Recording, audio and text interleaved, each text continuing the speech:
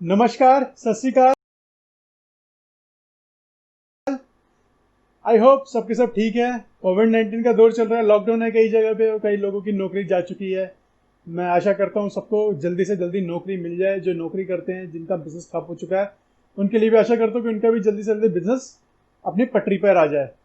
तो आज मैं कुछ बहुत अहम बात करने वाला हूँ कि जिन लोगों की मैंने देखा है डाटा बहुत बड़ा है कि भारत में लॉकडाउन के टाइम पे कुछ कंपनियों ने, कुछ एमएनसीज ने, कुछ कंपनियों ने अपने एम्प्लॉयज को धोखा दे दिया। सीधे सीधे लफ्जों में यह कहूंगा कि धोखा दे दिया।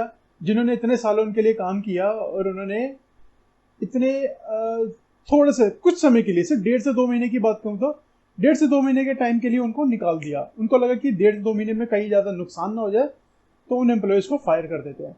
अब फायर तो हो चुके हैं वो एम्प्लॉयज, अब वो एम्प्लॉयज नौकरी ढूंढ भी रहे होंगे, कई जगह इंटरव्यूज भी चल रहे होंगे, कई बार ऑनलाइन इंटरव्यूज भी चल रहे होंगे। तो आज मेरी वही टिप है कि मैं कुछ डिटेल्स में बताना चाहूंगा कि अगर आप फायर होने के बाद में इंटरव्यू क्रैक करना चाहते हैं तो क्या रीजंस हैं कि अगर आप क्रैक नहीं कर पा रहे हैं और कैसे क्रैक कर सकते हैं, उनके पॉइंट्स के ऊपर भी मैं कुछ आपको बताने वाला हूं। तो सबसे पहला पॉइंट ये है कि आपके पास पर्टिकुलरली एक एक्सप्लेनेशन होना चाहिए। आप एक्सप्लेन कर पाए कि आप क्यों फायर हुए हैं और आपको अगर फायर किया तो किस वजह से फायर किया गया होगा, या फिर एक सर्टेन रीजन होना चाहिए और वो रीजन बहुत डिप्लोमेटिक होना चाहिए। तो सबसे पहला पॉइंट मेरा ये रहेगा, अगर आप जब भी अपना सीवी लेकर जाएं या किसी को भी सीवी फॉरवर्ड करें, अपने सीवी में कुछ भी गलत मत लिखें। Don't lie about your experience and in don't write it down in your CV. CV बोले थे रिज्यूमे, रिज्यूमे में बिल्कुल भी गलत मत लिखना यार। गलती पता है, जो इंटरव्यूअर होते हैं ना, वो पकड़ लेते हैं 2 मिनट में। वो आपका सीवी देखेंगे, आपसे 2 क्वेश्चन करेंगे और वो उनको 70% केसेस के अंदर वो आपका झूठ पकड़ लेते हैं। अब बचे 30% केसेस। 30% केसेस में अगर आपने सीवी खुद बनाया है, खुद लिखा है, खुद टाइप किया है, खुद बैठ के उसके ऊपर पूरा का पूरा काम किया है, डैम श्योर आप अगर झूठ भी बोल रहे हैं तो कोई भी नहीं पकड़ पाएगा।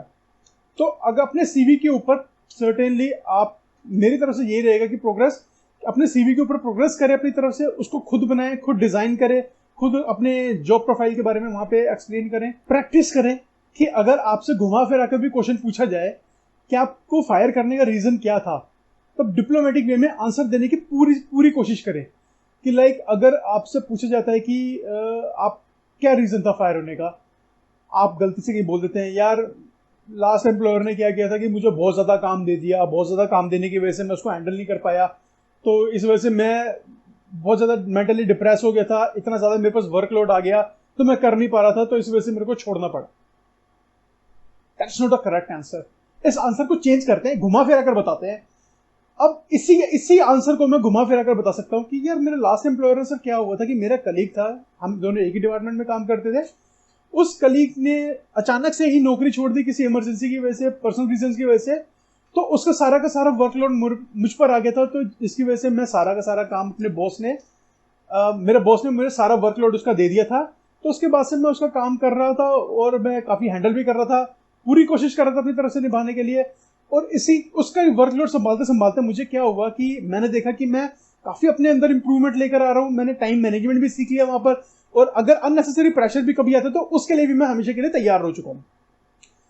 तो मतलब अपना एक नेगेटिव पॉइंट फायर होने की वजह से बताते बताते उसको पॉजिटिव वे में कन्वर्ट करना है। कन्वर्सेशन को घुमाना है हमने, डायरेक्टली पॉइंट के ऊपर लाकर खत्म मत करना। कन्वर्सेशन घुमाओ और पलट जाओ वहां से। बहुत ज्यादा लोग नहीं कर पाते हैं, तो कोशिश करो फायर होने का रीजन या फिर आप जॉब छोड़ने का रीजन सर्टेन पॉइंट के ऊपर लाकर अपनी पॉजिटिविटी दिखाओ और उसको टर्न ले लो, कहीं और ले जाओ। मेनली बस जहां तक रुकना है, अपना फायर होने का सर्टेन रीजन या फिर अपनी नेगेटिविटी सामने शो नहीं होने दी। ऐसे इंटरव्यू करते करते कई बार हमारे बोलते बोलते कई चीजें निकल जाती हैं मुझसे। कभी कुछ कुछ भी निकल जाता है यार, बताते बताते कि कभी अपनी नेगेटिविटी के बारे में भी सामने रख देते हैं हम इंटरव्यू के सामने। तो वहां पर हमें क्या करना है, अगर इंटरव्यूअर हमारी गलतियां पकड़ता है कि आपने पास्ट एम्प्लॉयर के साथ में ये, या आपने पास्ट एक्सपीरियंस में ये गलतियां की थी, आप उसकी रिस्पॉन्सिबिलिटी आप किसको देना चाहोगे, अपने बॉस को देना चाहोगे या खुद देना चाहोगे? एक अच्छा एक अच्छा कैंडिडेट वही इंटरव्यूअर की नजर में होता है जो रिस्पॉन्सिबिलिटी लेता है, किसी और की गलतियों को भी खुद अपने ऊपर लेता है और जिम्मेदारी अपने आप पर लेता है। मतलब अकाउंटेबिलिटी अगर लेनी है तो आप खुद लीजिए किसी और की गलती की भी। तो ये चीज आपको इंटरव्यूअर के सामने जरूर बतानी है कि हाँ उसकी रिस्पॉन्सिबिलिटी पूरी मेरी ही है, क्योंकि मैंने गलती की, मेरे बॉस ने मुझे काम दिया तो मैं उसको टाइम पर नहीं कंप्लीट कर पाया, मैं ऑर्गेनाइज नहीं कर पाया अपने काम को ढंग से, तो पूरी की पूरी अकाउंटेबिलिटी मेरी है। इंटरव्यू को ये शो करना है कि आप रिस्पॉन्सिबल पर्सन हैं। अगर कोई और भी आपकी टीम से कभी गलती करता है तो आप उसकी रिस्पॉन्सिबिलिटी लेने के लिए हमेशा तैयार बैठे हैं। तो ये चीज जरूर रखनी है, ये चीज जरूर बतानी है। पॉजिटिव मैनर में हर चीज, जो कुछ भी बताना है आपने बिल्कुल पॉजिटिविटी में बताना है। अब सबसे इंपॉर्टेंट बात यह है कि हर तरह के सिचुएशन में पॉजिटिव बने रहें, बिल्कुल भी घबराने की जरूरत नहीं है। इंटरव्यूअर भी इंसान है, आप भी इंसान हो, आप इंटरव्यू देने गए हो, उनको एक कैंडिडेट चाहिए अच्छा, और आपको एक अच्छी जॉब चाहिए। तो पॉजिटिव होना तो यार बनता ही है। पॉजिटिव मैनर एंड पॉजिटिव आप रहेंगे तभी तो आगे आप काम कर पाएंगे। अब जब आपने इंटरव्यू को बता दिया है कि आप रीजन बता दिया है कि आप फायर होने का क्या रीजन था, आपकी कंपनी ने क्यों निकाला, तो वहां पर आपको क्या बताना है, आप किस तरह से मतलब वहां पर आप उसको कर सकते हैं। और आपने जैसे ही अपना पॉइंट खत्म किया वहीं से आप कन्वर्सेशन को स्टेयर कर दो। स्टेयर बोले तो कन्वर्सेशन को मोड़ दो वहां से यार, अपने अपने किसी और काम की तरफ ले जाओ, अपने स्किल सेट बताने चालू कर दो कि सर मेरे ये स्किल सेट है, मैं इस तरह से काम करता हूँ, ये मेरा ऑर्गेनाइज करने का ये तरीका है, मैं एक्सेल के अंदर काफ़ी शार्प हूँ, मैं एक्सेल में वी लुकअप एच लुकअप के बारे में जानता हूँ, एंड काफ़ी सारे फॉर्मूलाज हैं जो मेरे को आते हैं, मैं बहुत अच्छी रिपोर्ट बना लेता हूँ, पावर पॉइंट मुझे बहुत अच्छे से आता है। मतलब आप अपना नेगेटिव पॉइंट, फायर होने का पॉइंट कंप्लीट करते ही कन्वर्सेशन को घुमाना है, बिल्कुल डिप्लोमेटिक तरीके से, रुकना नहीं है। ये कब आएगा, कब आप कर सकते हो, जब आपने प्रैक्टिस बहुत अच्छे से की होगी। इंटरव्यू देने से पहले आपको प्रैक्टिस करनी पड़ेगी, ये जरूरी है दोस्तों। मैं नहीं चाहूंगा कि आप कम से कम 10-12 इंटरव्यू दोगे तो कहीं और एक जगह क्रैक हो गए, ऐसा मत करो। 10-12 इंटरव्यू देने से भी यार आपकी अपनी जो एनर्जी है वो वेस्ट होगी। ये टाइम वेस्ट और एनर्जी वेस्ट वाला डिसीजन रहेगा अगर आप 10-12 इंटरव्यू देने का प्लान कर रहे हैं।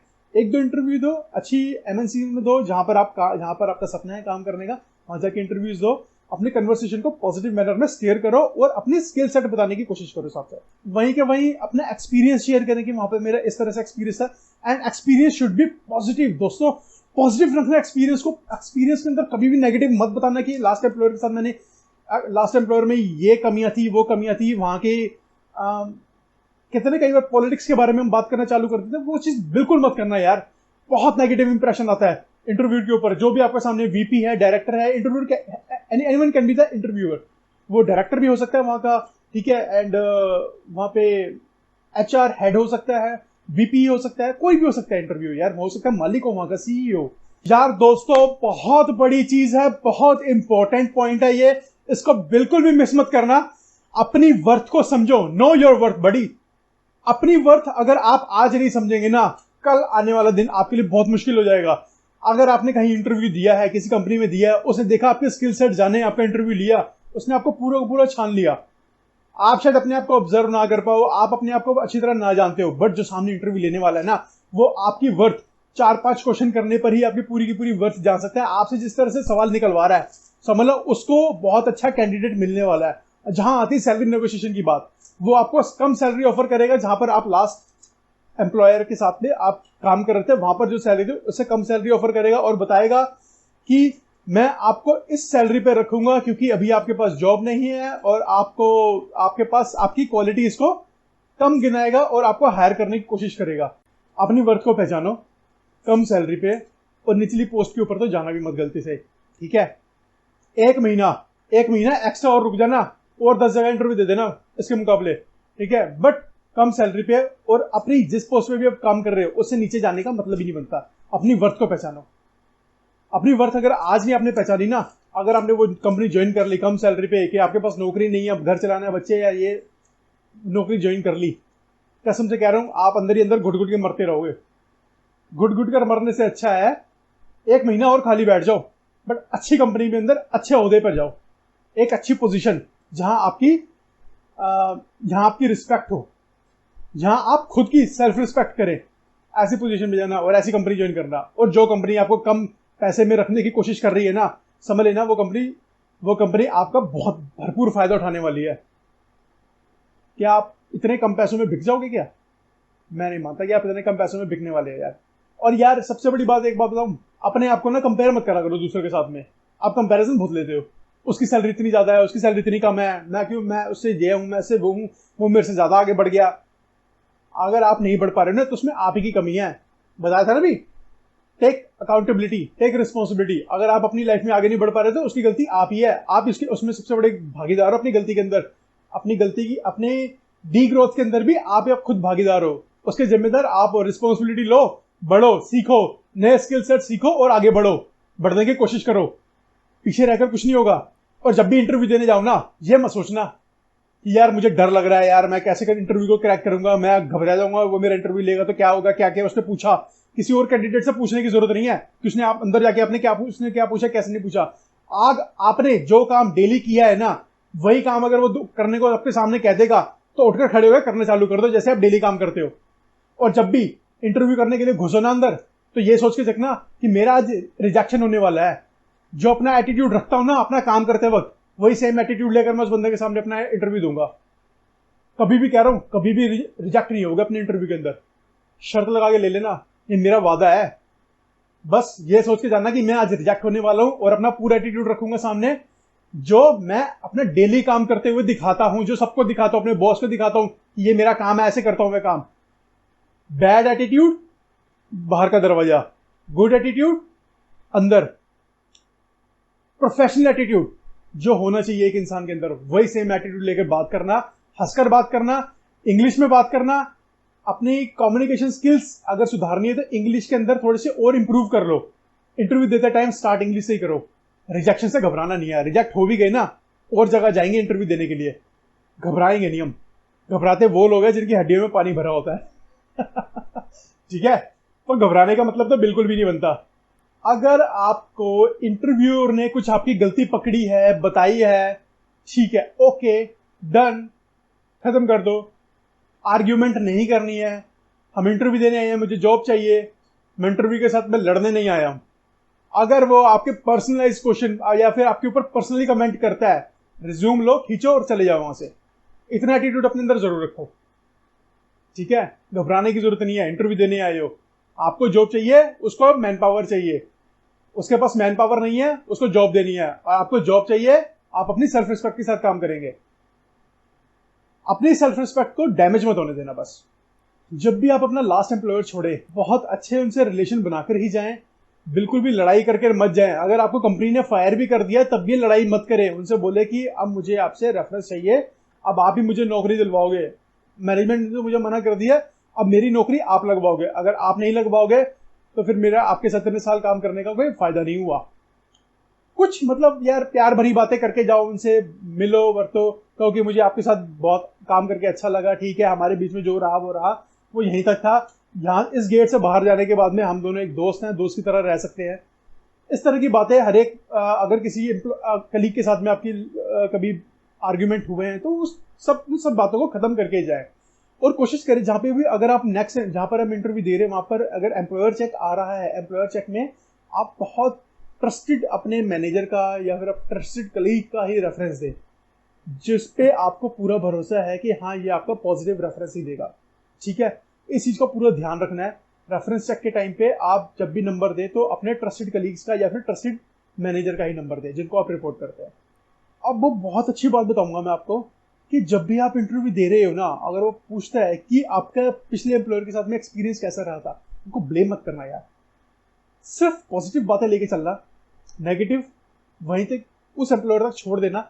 पॉजिटिव बताना कि मैंने वहां पर इस तरह से काम करता था, एक्सेल में यहाँ तक मैं प्रोफिशिएंट हो गया हूँ, उस कंपनी ने मुझे बहुत सिखाया, जो मेरे प्रीवियस बॉस थे उनसे मैंने बहुत कुछ सीखा। ठीक है, अप डाउन आते रहते हैं हर एक की लाइफ में, बट जो मैं सीख कर आया हूँ वो मैं आपके सामने शेयर करूंगा और आप शेयर करें उनके साथ में, बहुत अच्छा लगेगा। इंटरव्यू को लगेगा कि यार ये बंदा वहां से पॉजिटिविटी लेके आया, नेगेटिविटी को वहीं तक वहीं छोड़ के आया। अब मैं बताता हूँ आपको कि यार फायर होने के रीजन क्या क्या होते हैं। सबसे पहले तो आपकी आती है पूर परफॉर्मेंस। अगर आप परफॉर्म नहीं कर पा रहे हैं ढंग से तो दैट मीन्स कहीं ना कहीं लैग है, आपने अपने मैनेजर के साथ में डिस्कस किया है, अगर वो आपकी हेल्प नहीं कर रहे तो अपर मैनेजमेंट तक जरूर जाएं। ठीक है, अपनी परफॉर्मेंस को लेकर कहें कि मुझे ट्रेनिंग की रिक्वायरमेंट है, ट्रेनिंग ले।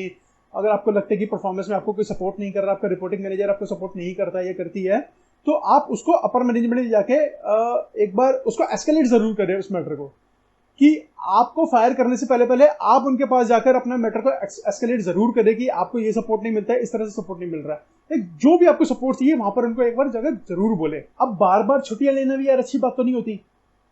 छुट्टियां लेना इट्स अ बैड, मतलब यार अगर मैं जॉब कर रहा हूँ और बार बार छुट्टियां ले रहा हूँ बिना बताए, बिना रिपोर्ट करे मैनेजर को, तो ये बहुत नेगेटिव इंप्रेशन जाता है। तो हो सकता है जो आपका रिपोर्टिंग मैनेजर है वो आपके खिलाफ आगे या आपके एचआर में या कहीं पर भी या आपके एचओडी को शिकायत कर दे। तो उस चीज से बचे। बार बार सिक लीव लेने से, एक दिन छोड़कर एक दिन सिक लीव ले रहे हैं या हर हफ्ते में 2 दिन ले रहे हैं, इस तरह से मत करें। इन मिस्टेक्स को रिपीट मत करें।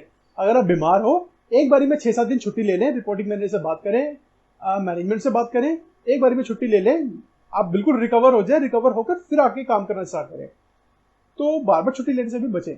एक और मेरे को बहुत प्रॉब्लम बहुत ज्यादा सुनने को मिलती है, कई बार देखता हूँ रिपोर्टिंग मैनेजर इस बात की प्रॉब्लम करते हैं, मतलब रिपोर्ट करते हैं, बार बार कहते हैं कि यार इस बंदे को मैं इस बंदी को मैं बार बार बोलता हूँ ये काम कर लो, फटाफट कर लो, मेरे ऑर्डर्स को फॉलो ही नहीं करता यार।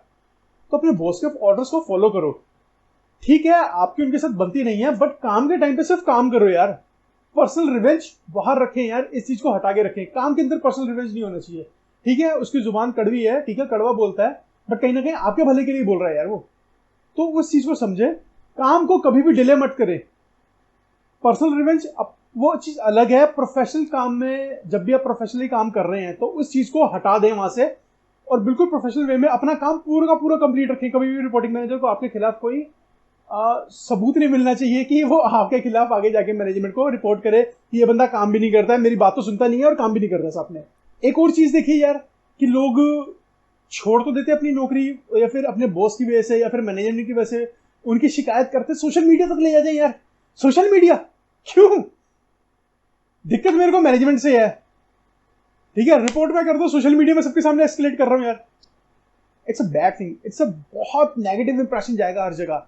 आप जिस इंडस्ट्री में काम कर रहे हैं, अगर सोचो उस कंपनी ने, उस एमएनसी ने अगर आपकी रिपोर्ट पूरी पूरी इंडस्ट्री में कर दी, आपका नाम वाम डाल के सब जगह मेल कर दी कि इस बंदे को कभी रखने की जरूरत नहीं है, इस बंदे ने इस तरह से हमारी नेगेटिविटी की है, तो हो सकता है आने वाले टाइम में आपके साथ भी वही करे। फिर क्या करोगे? इंडस्ट्री चेंज करोगे? फिर दोबारा जीरो से स्टार्ट करके फिर दोबारा 100 पे पहुंचने की कोशिश करोगे यार।